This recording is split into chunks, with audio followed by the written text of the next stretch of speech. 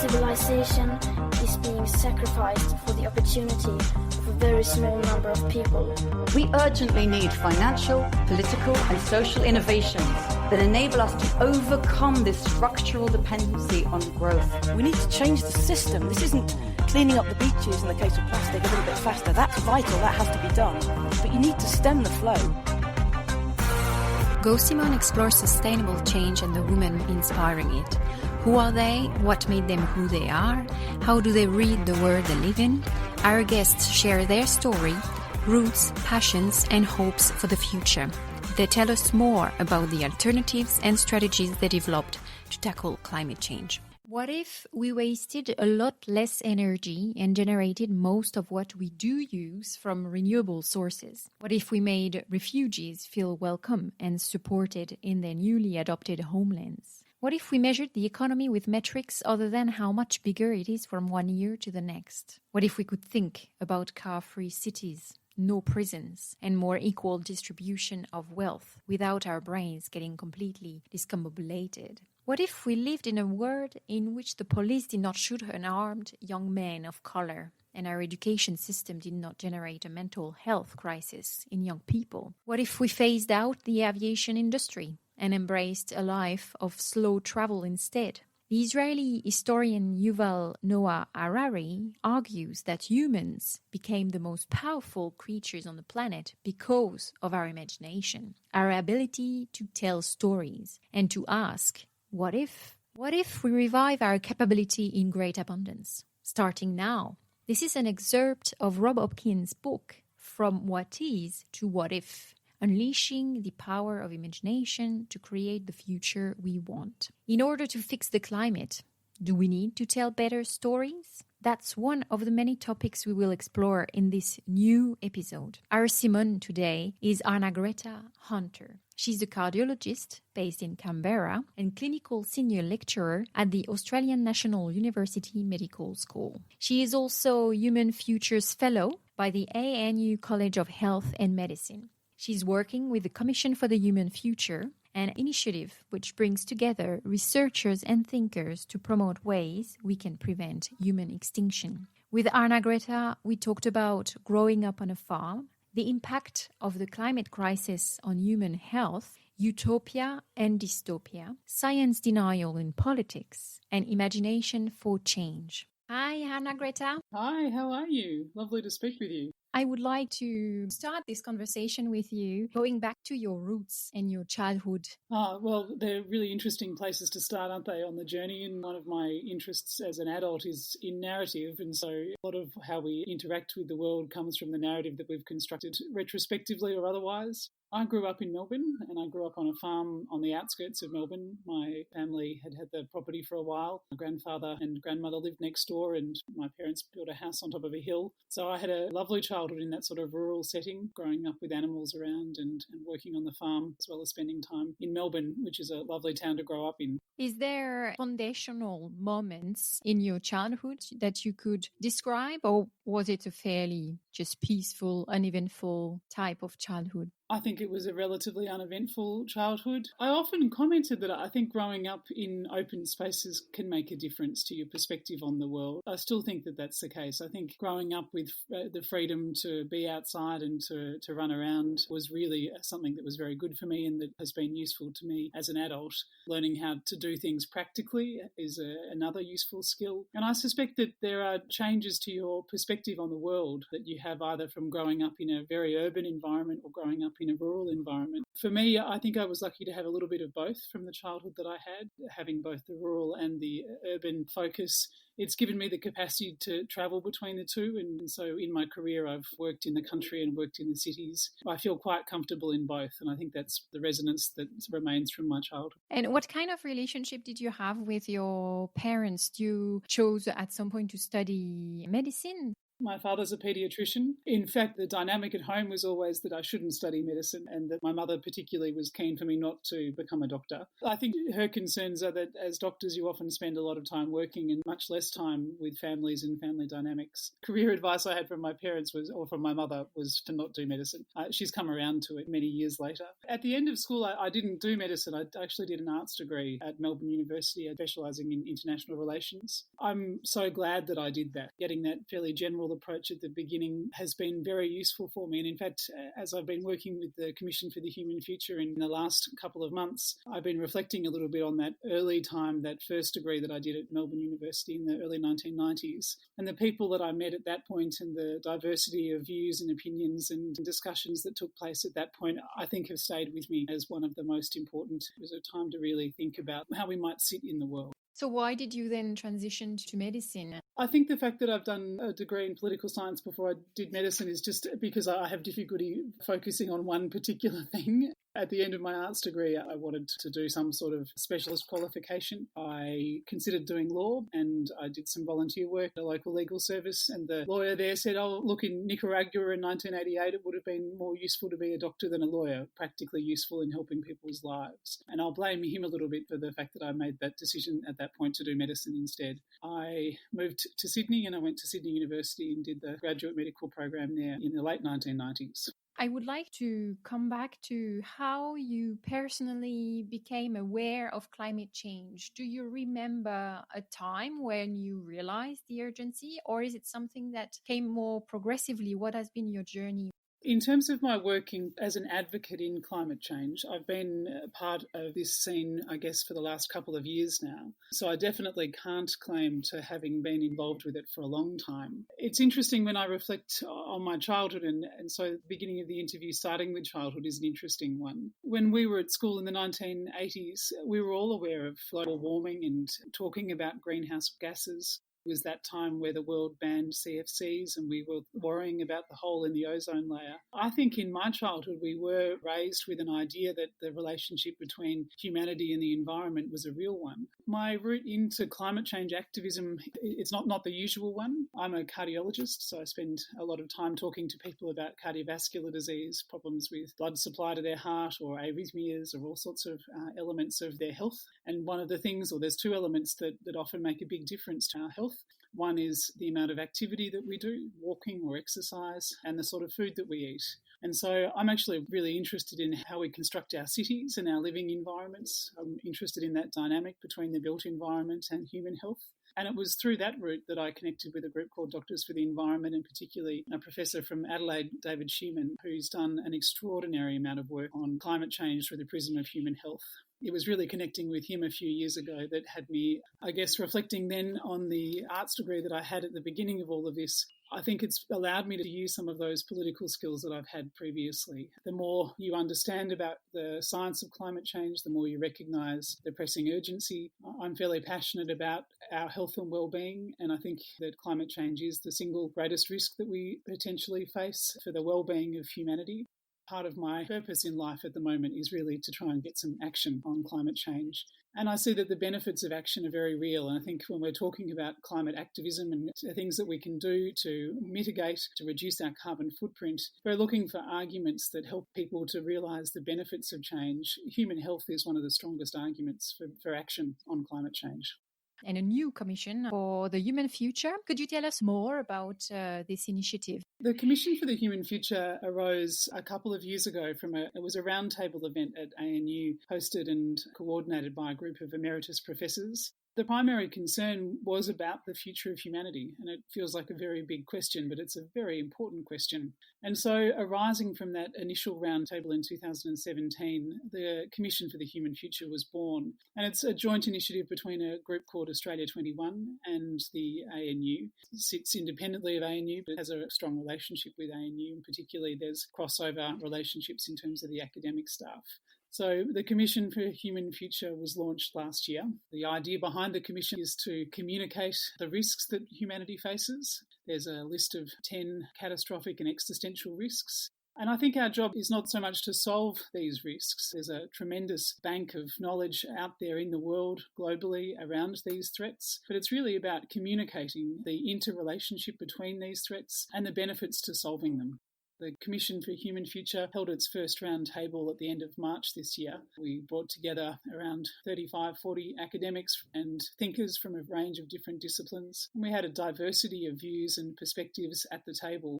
The first roundtable we hosted was designed to look at the 10 existential and catastrophic risks to assess where the world is now and where the world might be going, and then to try and come up with some unifying themes about the sorts of solutions that will be useful for us. We had an extraordinary discussion, and I think the report that we released a few weeks ago now reflects that.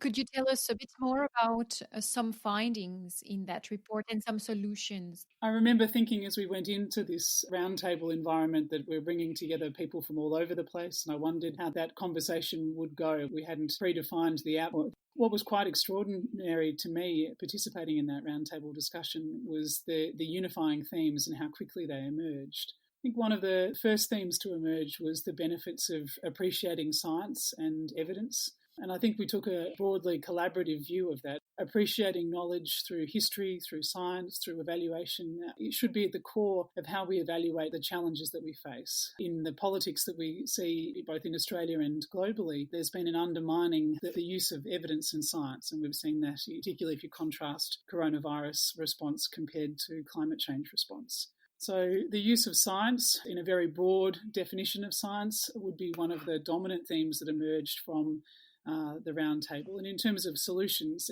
that's a really sensible place to be. It is a solution for how we can contend with existential and catastrophic risk to better appreciate the science that we already know and in appreciating the threats and looking for solutions moving forward.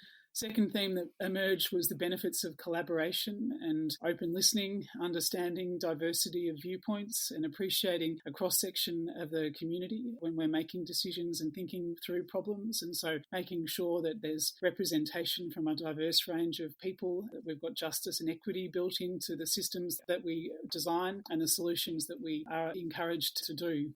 One of the final themes would be around thinking about our politics, the increasing concern in the group or the increasing concern globally that we're really focusing on a short-term election cycle. And it's not even an election cycle of a few years. Quite often you feel like policy decision-making can be made in the context of turnaround period of weeks. We need to take a long-term view. We need to be able to see an horizon which is 5, 10, 50, 100 years down the track.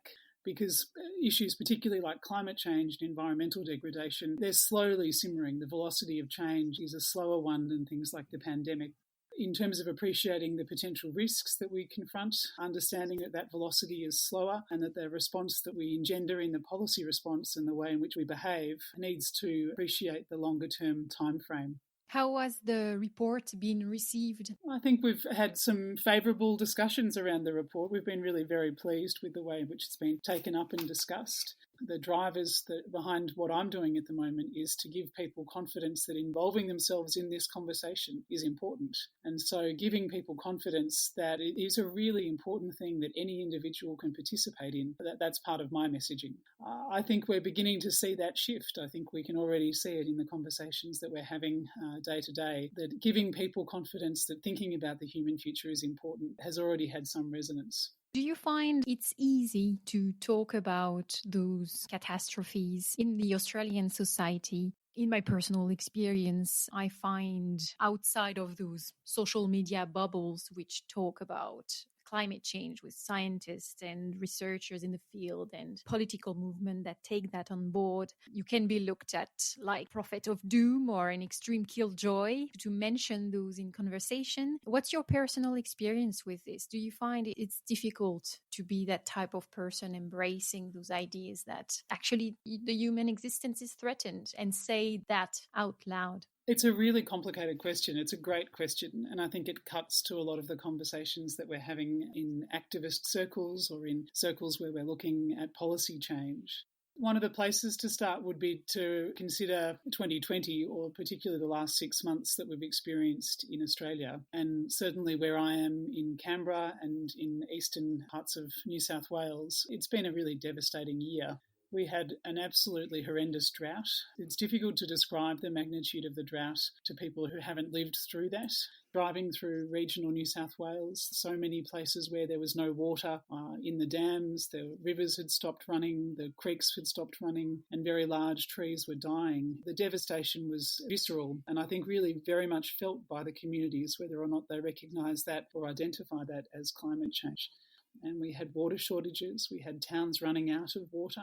Just out of Canberra in Braidwood, the Shoalhaven River had stopped running, so to the point where we'd been started trucking water into that town. Bushfires that came on top of that were unprecedented. They were not unpredictable. We could have been more proactive, I think, in our response to the bushfires. But without dwelling on that too much, the magnitude of the bushfires, again, is extremely hard to explain to people who weren't living through it. We're used to having bushfires. Our Prime Minister was correct, but we're used to bushfires that last for a few days and perhaps at the most a week or so. We had, across this part of Australia, for many months, very hazardous air pollution. We were unable to see across the street at various points here in Canberra. There's this concepts of dystopia or utopia, and we lived through a dystopian experience. We were living through times which really did feel like Armageddon, and it felt like the world was ending at various points, and that sounds hysterical, but it was a really extraordinarily confronting period. And so we went from just recovering from the fires and the smoke and the heat. The drought began to break. We had a little bit of rain in Canberra. I remember thinking in January that I was just about ready to relax when temperatures were going down and the weather was just beginning to improve. And we had a pretty awful hailstorm, which took out quite a lot of physical property in Canberra, cars and houses and such. I say to people, I think that was the last time I relaxed in 2020. We went from that emotional roller coaster over summer into the coronavirus lockdown period and the real concern that so many of people face with concern about contracting the virus or losing friends or loved ones from the virus and the really significant health challenges associated with that and the economic devastation associated with that lockdown period. I think that this is an unprecedented year, which has been more stressful and more difficult than we really would ever have imagined. That's the context into which we've released this report. And when I'm thinking about activism for climate change or getting people engaged in this conversation about the human future, I have to start from a position of recognising the potential emotional distress of those around me. The summer has been devastating, that the psychology of living through these highly traumatic periods can be really complex. And I'm not a psychologist, but I certainly am a doctor and I look after people from across this part of the world. I know in my life that I don't have room for much more negativity, and what I'm really needing right now is a way to frame the problem. I think being given the solutions of how to actually describe what we've been through, that's helpful. I think that's psychologically helpful. And we know there's quite a lot of research that says giving people options for change, so engaging them in that process of change is part of the psychological recovery after trauma like we've been through. When we read the Commission report, we most definitely are describing catastrophic and existential risks. We're describing the sorts of things that can seriously change the structure of humanity, killing many people, changing the working and living experience for so many parts of the world. And yet we can frame this as an opportunity for transformative change. To me, this language of positive advantage is actually very, very important. As I said, I don't have a lot of personal space for negativity anymore. I need to be able to think about the future through a positive lens. I tell a little story around where we're at in terms of change in the world. I know that over the summer through Australia, that many of us working in climate change were increasingly anxious about the need for change. And I certainly join the call for rapid transition away from a carbon-intensive environment, and to be net zero as fast as possible would always have been my personal choice. And so I think we were sitting on the edge of the cliff, and I had a game that I was starting to play with friends and family last year where I said, well, look, this is a good test for what we have to do to act on climate change. You wake up in the morning and in the world we have stopped burning fossil fuel. What happens next? because I live in Canberra and we've got renewable energy. 100% of our electricity supply is renewable. So at least in Canberra, you can still turn the lights on and water is relatively reliable. But as you go through the course of a normal day in your life and you think about what the carbon footprint is associated with the things that you do each day, you begin to realise the magnitude of the change that's required. To me, I got to the coffee machine and I thought, oh goodness, there's quite a big carbon footprint. It's trade dependent. My coffee comes from overseas. Maybe just a little bit more climate change, a little bit more carbon pollution, and I can still have my coffee in the morning. But these are the sorts of decisions that we practically make each day about buying things or participating in activities which do still require the burning of fossil fuel. So we were sitting on the edge of the cliff, realising that we had to rapidly decarbonise our economy and looking at that process and genuinely knowing that that would be very, very hard.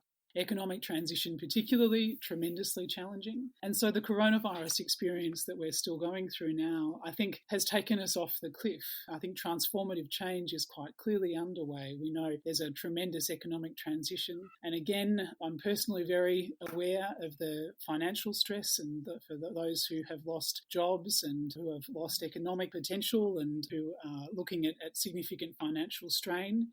For me, as we emerge from this process where everything we do needs to be framed through the view of someone who has just lost their job, but we know that this transformative change is underway in an extraordinary position. Those things that when we were sitting on top of the cliff thinking this is going to be hard, those hard things are now in play. We can practically speak about how we want to work. Do we want to work a 38-hour week? Do we actually want to increase the value of spending time at home with family? Do we want to be more involved in our children's lives, in our families' lives, in our neighbourhood lives? All of these things that were previously a no-go zone, universal basic income, which so many of us have been talking about for a long time, these things are now potentially in play. I don't know if the analogy works, but we're definitely still falling off the cliff. We're looking for the landing point or for the rope or some sort of thing that will help us to land in the best possible way.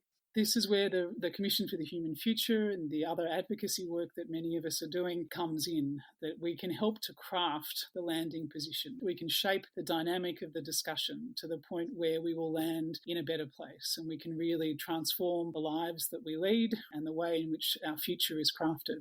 In a recent article you wrote titled "Doctors Need to Meet Challenge of Climate Change," you highlight the importance of speaking of climate change not only as an environmental issue, but also as a health issue. Why do you think this is still a fairly debated topic? Maybe if we contrast coronavirus against climate change, that gives us some interesting prisms on that particular challenge. The coronavirus, it's a binary thing. You either have it or you don't have it. And so we can count the number of infections from coronavirus. We can look at what happens to people who have coronavirus. Whereas the health impacts from climate change are more complex to describe. I was working at the hospital over the summer period here in Canberra when we had hazardous air pollution and extraordinary levels of PM2.5, as well as that devastating drought and the trauma of the fires. And I looked after people with things like infections, chest infections, skin infections, people who'd fallen over. And so all of those sorts of problems that would normally see you in hospital, people don't make the association with climate change. And yet I think each one of the people that I had in hospital over that period, their course, their need for admission to hospital, their course of time in hospital was influenced by the environmental factors outside. I think in the medical profession, we actually need to be much better at describing and recognising the relationship between the environment that we live in and our health. We sort of do that in things like cardiology and thinking about how I ended up working in climate change. We know that physical activity, for example, is really good for us. In fact, your cardiologist is much less likely to describe the influence that air pollution has on your risk of heart attack than they are to talk about smoking. And potentially the risk of heart attack from exposure to hazardous air pollution if you're living in a city like New Delhi or if you were living in Beijing when the air pollution was really bad, that's an analogous risk to cigarette smoking. And yet in the health profession, we're not framing those risks in the same way that we do frame personal choice activities. I think there's room for medicine to better appreciate the environmental context of the health of humankind, that temperature variability, the physical world around us, so taking care of our trees and our water, all potentially influences our human health and well-being. In Australia, I am struck at the moment there's a large large number of doctors who were calling for action around coronavirus, and as a profession we've really stepped up to helping the community understand the need for action. I would estimate the number of doctors who potentially commented in that sphere are well over 10, 20,000. There's lots and lots and lots of people who've commented about coronavirus. I know with the refugee action, so there was a very effective campaign for doctors coming together to try and get refugees from Nauru, and I certainly joined in that. And there was about 6,000 or 7,000 doctors who joined actively in that call for better care for our refugee population. In the environment movement, we have many thousands of doctors, but it's actually a smaller proportion than people who are involved in the refugee action. And I think, again, it's because we really need to have quite active discussions around that interrelationship between the environment in which we live and our human health. We have done a convincing job of disconnecting ourselves, that maybe it doesn't matter what the world around us is like as long as we're protected inside the bubble of our living room. And unfortunately, I think that's not the case. I think we really do need to have an increased awareness of the fact that the air that we breathe is really important. The water that we drink is also really important. The food that we need to eat is also important. And that for those three things, air, food and water, the environment around us is integral. I think there's a little bit of work to be done in my profession to better appreciate the risks that climate change really do pose to human health. According to a study published in The Lancet, the carbon footprint attributed to healthcare is 7% of Australia's total. Hospitals tend to be highly energy intensive. They consume large amounts of resources and produce a lot of waste. Studies show that we could reduce this by reducing our reliance on hospital-based healthcare and improving availability of public health, so prevention, etc. Is it something which is looked at from your personal experience? Most definitely a growing awareness of this, and I've probably had more conversations around this in the last 6 to 12 months than I have done in the years beforehand. In the ACT, there's a global greening hospital network. Part of our climate change strategy for the ACT that was released last year included developing established relationships between the health services here, that understanding of greening hospitals. When we think about the carbon footprint of the health industry, there's a few points to make. It is estimated to be 7% of the Australian carbon footprint, and so it is a significant part of our carbon footprint. Healthcare in Australia employs a little bit more than 7% of the population. That's somewhere around about 10% of people who are working in health or aged care. And so in terms of economic activity, there's an interrelationship, of course, between the economic activity generated by the sector and the carbon footprint. As we think about changing the carbon footprint of the healthcare sector, we need to think about the impact that has on economic activity and the way in which people are employed. The two elements of the carbon footprint for healthcare come dominantly from people going to hospital and from the pharmaceutical industry.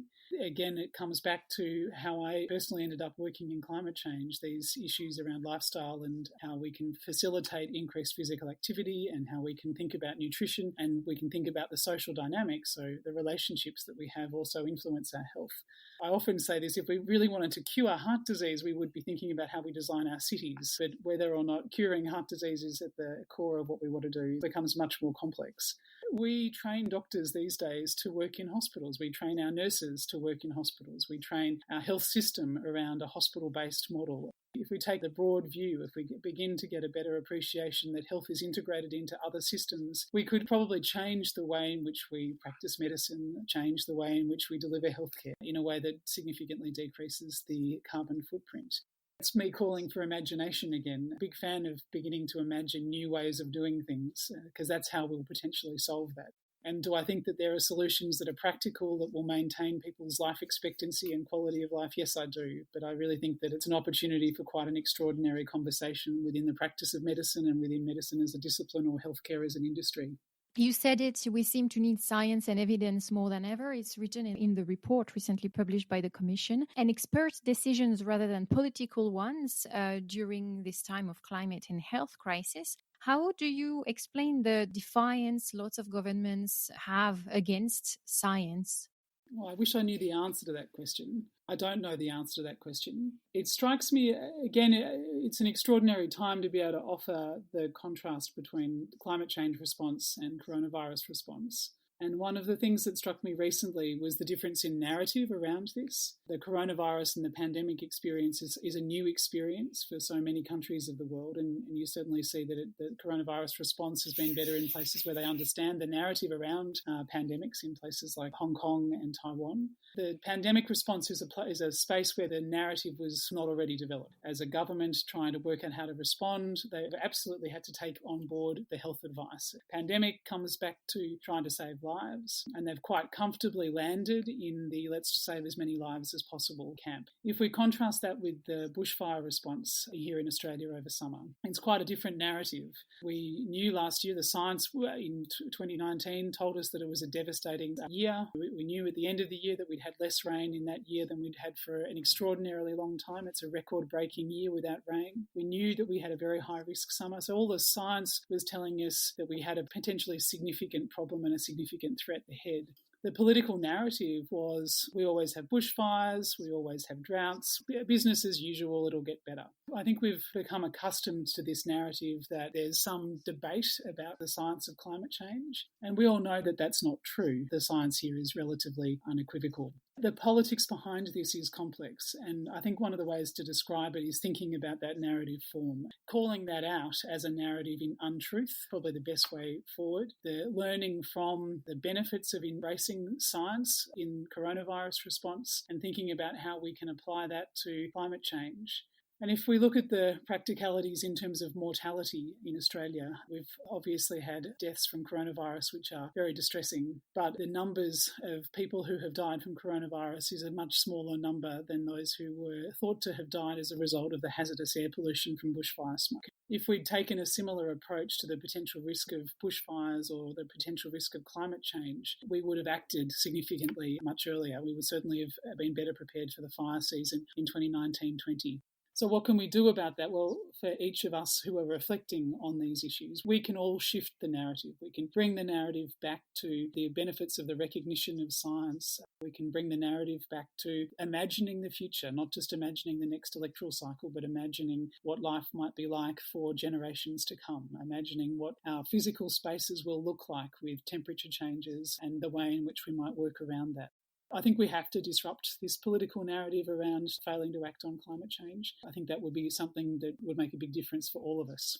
You've used a lot the words narratives, imagination, etc. I also follow a movement on the internet which is called Climaginaries, so the act of imagining a future post-climate change when we'll turn to a net zero carbon emission. In a recent interview you said the pandemic gives us the impetus to step up and take some responsibility. In it, we can see clues about how the future can be. How do you imagine the future, you personally? One of my favourite quotes from David Wallace Wells' book, Uninhabitable Earth, just to highlight the craziness of the world that we're in, that somehow it's easier to imagine changing the colour of the sky to block the rays of the sun than it is to act on carbon pollution. And so I'm probably at the act on carbon pollution end of that particular spectrum. Yes. I like the natural world that we have around us. I'd very much like to see us looking after that more convincingly. If we take a really broad view of human society, perhaps what we're doing is going through a developmental phase. Maybe we're at the end of our adolescence and we're actually beginning as a species to better appreciate where we're at, where our role is in the world, and so taking better responsibility for our actions. And you can think about that through the developmental phases of the human. Maybe we're at the end of adolescence and we're beginning to be adult-like.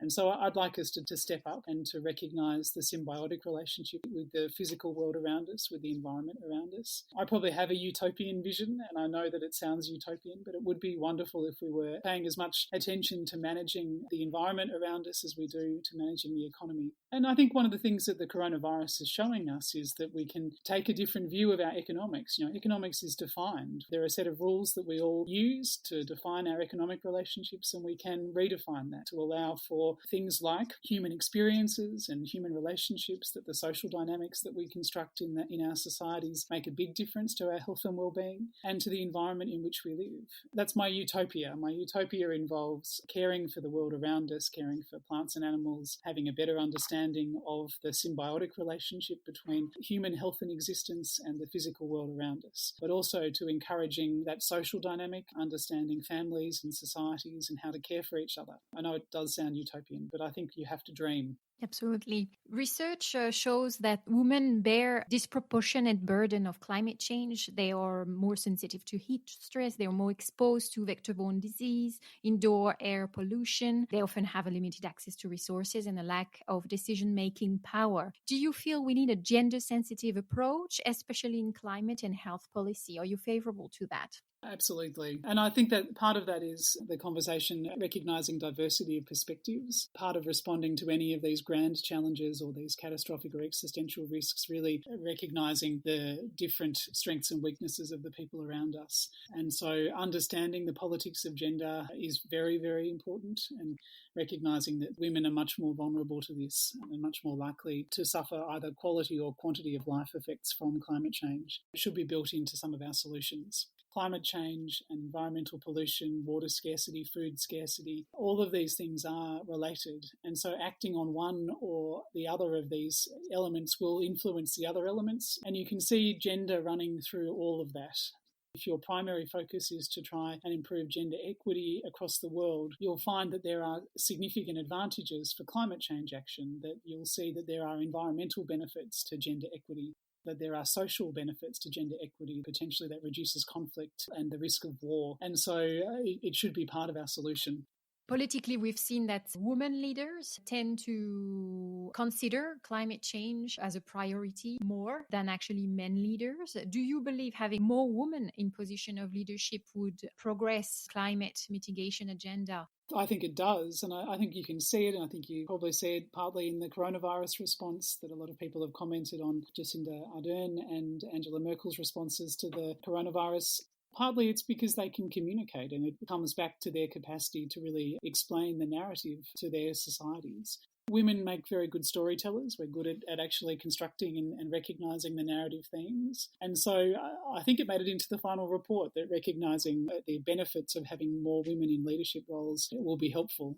Have you faced sexism in your life, in your experience as a doctor, as a professor? Is it something you've been confronted to? I feel like I've been fairly lucky, and so I don't spend a lot of time reflecting on that. It's not been a major barrier, and yet it is there all the time. And I think for everybody working in professional roles, particularly, that most women will have had experiences. It's the small things, like at a meeting being asked who has to go and pick up the children. You very rarely would ask a man, and you would always, not infrequently, ask a woman about whether they have to make the childcare pick up. I have children, but my husband does the looking after and does most of the childcare and the children management side of things. And that's been a really interesting experience because he also gets a degree of discrimination and lack of recognition for the work that he does as a father. And so I'm a fan of the Annabel Crabb thesis. I think we need to take gender out of the equation of parenting. I think if we can move the conversation to all parents being required to be involved in raising children, that would be very helpful. It's partly family dynamics that are part of the barrier to women in the sorts of sexism and gender issues that arise professionally. If when we're employing people and when we're working with people, we know that the family dynamic is just as likely to affect our male colleagues as it is our female colleagues, that I think that takes us quite a long way to solving the gender disparity that we see. In cardiology, where I work, where it's a male-dominated profession, the vast majority of cardiologists in Australia are male, and the vast majority of cardiology departments are run by men. Quite a number of cardiology departments around the country have no women. And so that's a problem. Probably needs to be actively addressed, I suspect.